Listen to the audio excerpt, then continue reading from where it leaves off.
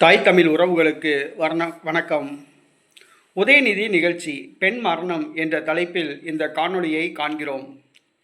உதயநிதி ராமநாதபுரத்தில் நிகழ்ச்சிகளில் கலந்து கொண்டுள்ளார். இந்த சூழ்நிலையில் ஒரு பெண் மரணமடைந்துள்ளார். உதயநிதி நிகழ்ச்சியில் கூட்டம் சேர்ப்பதற்காக 200 ரூபாய் கொடுத்து ஆண்களையும் பெண்களையும் திமுக திரட்டியது.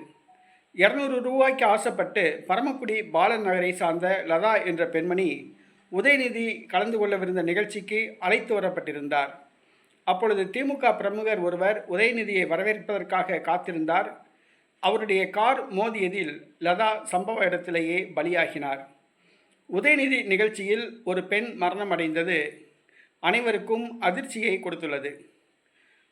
ஏதோ உதயநிதி நிகழ்ச்சிக்கு ஒரு லட்சக்கணக்கான பேர் அவரை வரவேற்பதற்காக கூட்டம் கூடியிருப்பதற்காக செயற்கையாக பணத்தை கொடுத்து கூட்டத்தை கூட்டுகிறார்கள். ஆனால் பின் விளைவுகளை அவர்கள் நினைத்து பார்க்க மாட்டேங்கிறார்கள். 200 ரூபாய்க்கு ஆசைப்பட்டு ஒரு பெண் வந்துச்சு, இன்றைக்கி அந்த பொண்ணோட உயிர் போயிடுச்சு. அதான் ரொம்ப வேதனையான விஷயம். 200 ரூபாயை கொடுத்து அப்பாவி மக்களை கூட்டிகிட்டு வந்து இந்த உதயநிதி நிகழ்ச்சிக்கு கூட்டத்தை காமிக்கிறாங்க. உதயநிதியை ஐஸ் வைக்கணும், காக்கா பிடிக்கணும், உதயநிதியை குளிர்விக்கணும் அப்படிங்கிறக்காண்டி இந்த ராமநாதபுரம் மாவட்டத்தை சார்ந்த திமுகவினர் செஞ்ச செயல். அந்த 200 ரூபாய்க்கு ஆசைப்பட்டு வந்த ஒரு பொண்ணோட உயிர் போயிடுச்சு. இந்த பாவம் சும்மா விடுமா?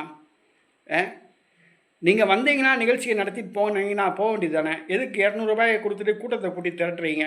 உங்கள் கட்சிக்காரங்க இல்லையா? உங்கள் கட்சிக்காரங்களை கூட்டம் காசு கொடுத்தா தான் கூட்டம் வருவாங்களா? உங்கள் கட்சிக்காரங்களே கலந்துக்கிட்டாலே போதுமே. 1 கோடி தொண்டர் 2 கோடி தொண்டர் இருக்காருன்னு சொல்கிறீங்கள. ராம்நாட்டில் 10 லட்சம் தொண்டர்கள் இருக்காங்கன்றீங்களே, அதில் ஒரு 1 லட்சம் பேர் கலந்துக்கிட்டாலே போதுமே. எதுக்கு இந்த 200 ரூபாய்க்கு கொடுத்து பெண்களை கூட்டிகிட்டு வந்து இன்றைக்கி ஒரு பெண் மோதி கார் மோதி ஒரு பெண் இறந்து போச்சு. ரொம்ப வேதனையான விஷயம். அந்த சம்மந்தப்பட்ட பெண்ணுக்கு திமுக நிவாரணம் அளிக்க வேண்டும்.